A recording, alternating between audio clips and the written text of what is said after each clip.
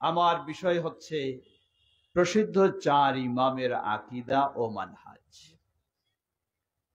আজকে আফসোসের সাথে বলতে হয়, আহলুল হাদিসেরা যেই কোরআন এবং সহিহ হাদিসের আলোকে বিশুদ্ধ আকীদার দাওয়াত দিচ্ছে, বিশুদ্ধ মানহাজের দাওয়াত দিচ্ছে, কেউ হয়তো ইমাম আবু হানিফা রাহিমাহুল্লাহর অনুসারী, তিনি মনে করেন এটি যেন সাংঘর্ষিক বিষয় তার কাছে। কেউ ইমাম মালিক রাহিমাহুল্লাহর অনুসারী, তিনি মনে করেন এটি যেন সাংঘর্ষিক তার কাছে। কেউ ইমাম শাফি রাহিমাহুল্লাহর অনুসারী, তিনি যেন মনে করেন আহলুল হাদিসদের দাওয়াত আহ্বান যেন তার কাছে সাংঘর্ষিক।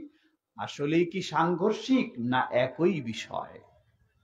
জবাব, কোন সন্দেহ নেই।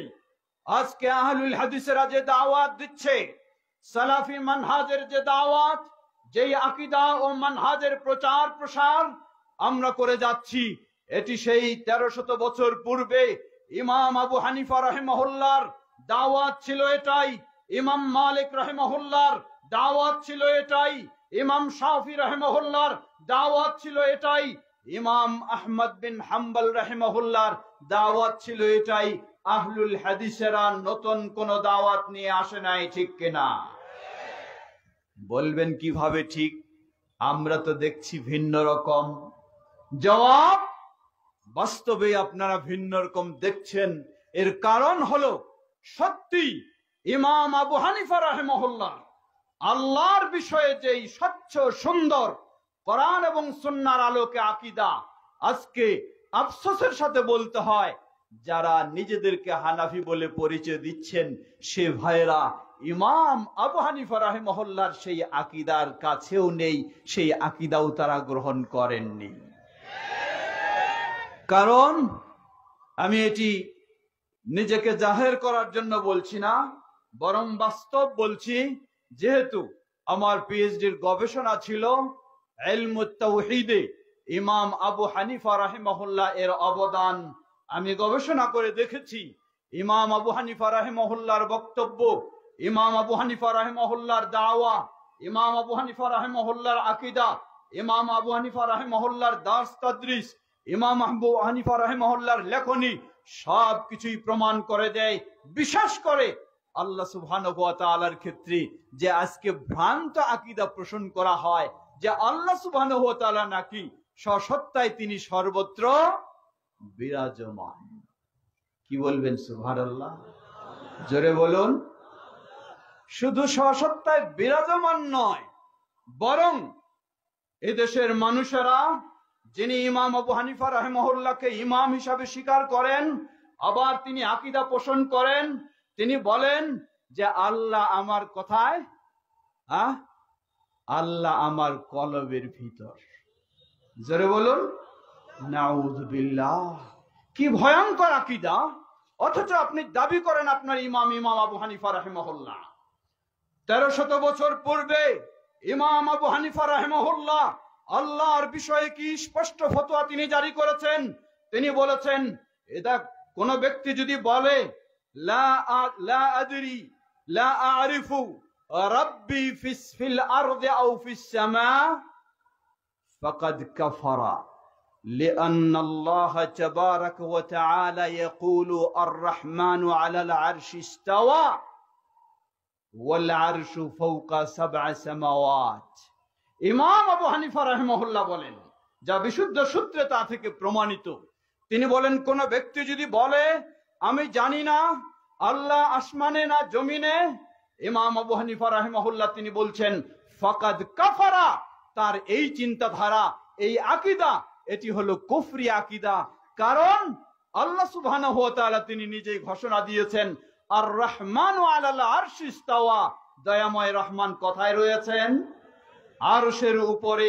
ইমাম আবু হানিফা রাহিমাহুল্লাহ বলেন ওয়াল আরশু ফাওকা সাব'a সামাওয়াত, আর আরশ হলো 7 আসমানের ঊর্ধ্বে, যা কোরআন সুন্নাহ সেই বর্ণনা দিয়েছে।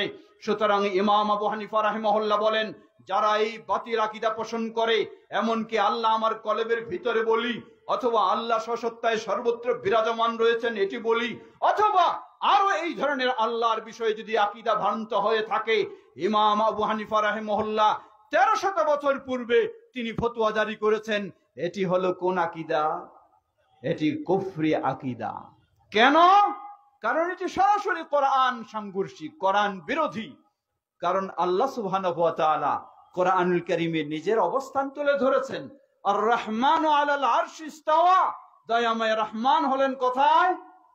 যারা বলেন কোথায়? আরশের উপরে।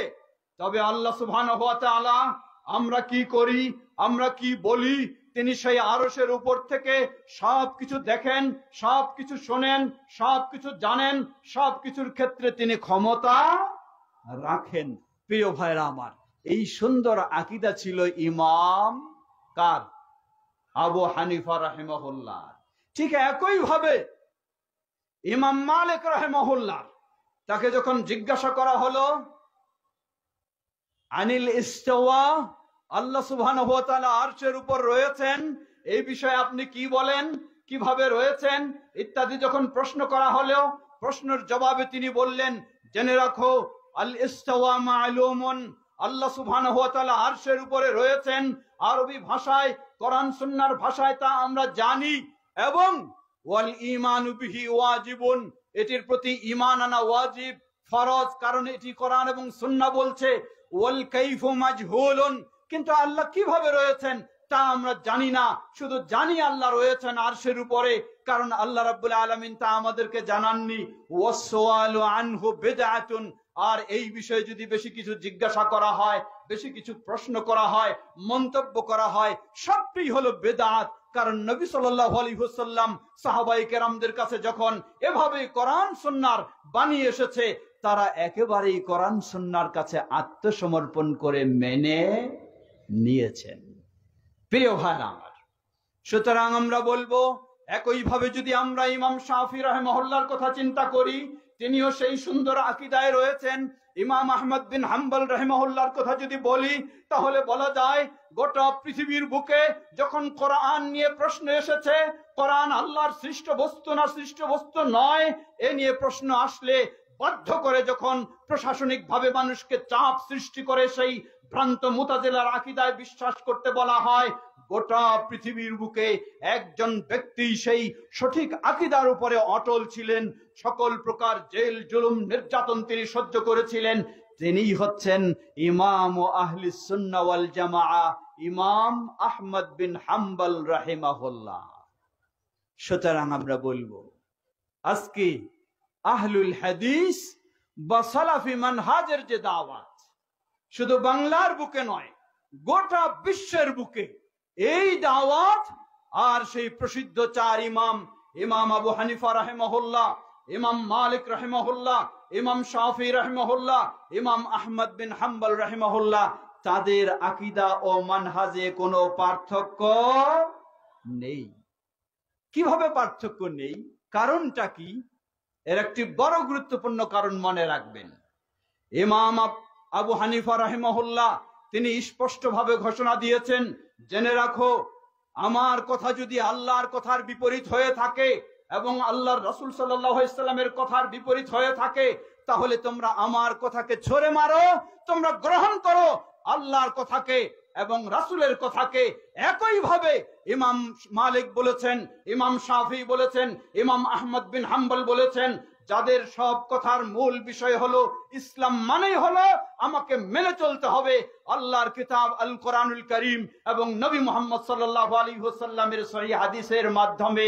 তাহলে এটাই যদি সেই প্রসিদ্ধ চার ইমামের আকীদা হয়, এটাই যদি প্রসিদ্ধ চার ইমামের মানহাজ হয়, আজকে আহলুল হাদিসদের মানহাজ ও আকীদা হলো সেটাই, ইসলাম মানেই হলো কোরআন এবং সহিহ হাদিসের আলোকে আমাদেরকে ইসলাম মেনে চলতে হবে। মূলত আহলুল হাদিস বলুন বা চার ইমাম বলুন, তাদের সকলের মূল বিষয় হলো ওই জায়গায় নবী মুহাম্মদ সাল্লাল্লাহু আলাইহি ওয়াসাল্লাম তার উম্মাহকে সতর্ক করলেন, তার উম্মাহকে নির্দেশনা দিলেন। তিনি বললেন, জেনে রাখো, তারাকতু ফীকুম আমরাইন লান তাদিল্লু মা তামাসসাকতুম বিহিমা কিতাবাল্লাহি ওয়া সুন্নতি। আমি আজকে তোমাদের মাঝে রয়েছি ঠিকই, আমাকে সামনে রেখে তোমরা হেদায়েতের পথে চলছো, কিন্তু এমন একদিন আসবে আমি তোমাদের সামনে থাকবো না। ওই সময়ে ওই পরিবেশে হেদায়েতের উপর থাকতে হলে, ঈমানের উপর থাকতে হলে তোমাদের জন্য রেখে গেলাম মাত্র দুটি জিনিস। একটি হলো আল্লাহর কিতাব আল কোরআনুল কারীম, অপরটি হলো নবী মুহাম্মদ সাল্লাল্লাহু আলাইহি ওয়াসাল্লামের সুন্নাহ বা সহিহ হাদিস। এই দুটিকে যতক্ষণ পর্যন্ত তোমরা আঁকড়ে ধরবে কখনো তোমরা পথভ্রষ্ট হবে না। লিল্লাহি তাকবীর, লিল্লাহি তাকবীর। আজকে আপনি খোঁজ নিয়ে দেখুন, ইমাম আবু হানিফা রাহিমাহুল্লাহর আকীদা মানহাজ হলো এটাই, ইমাম মালিকের হলো তাই, ইমাম শাফির হলো এটাই, ইমাম আহমদ বিন হাম্বল রাহিমাহুল্লাহর হলো এটাই, আর আহলুল হাদিসদেরও আকীদা ও মানহাজ হলো সেটাই। সুতরাং কোশ্চেন কালো সেই প্রসিদ্ধ ইমামদের সাথে আহলুল হাদিসের কোন সম্পর্ক তো দূর, কোন সংঘর্ষ তো দূরের কথা, বরং সেই ইমামদের প্রকৃত দাওয়াতে আজকে আহলুল হাদিসেরাই দিয়ে যাচ্ছে। বলবেন কিভাবে?